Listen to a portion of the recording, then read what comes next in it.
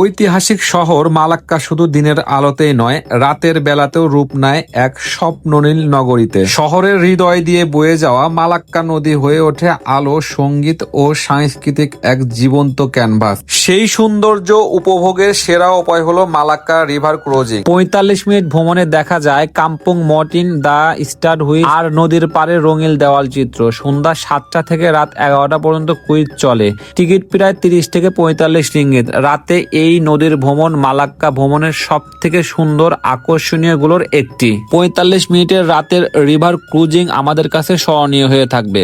আমরা যে জায়গা থেকে বোটে উঠেছিলাম ৪৫ মিনিট পরে ঘুরে আবার সেই জায়গাতেই নামিয়ে দিয়েছে। নদীর পাশে ছোট ছোট সব দোকানগুলো খুবই সুন্দর। আমরা ঘুরে ফিরে দেখতেছিলাম, হঠাৎ আমাদের চোখ পড়লো একটা ডাব বিক্রেতার দিকে। দেখলাম ওইখানে খুব সুন্দরভাবে ডাব চারপাশে কেটে বিক্রি করতেছে, একদম ভাপা পিঠার মতন। আমার গুণধন ছেলে ডাবের পানি খাচ্ছে আর বলতেছে ডাবটা খুবই সুন্দর।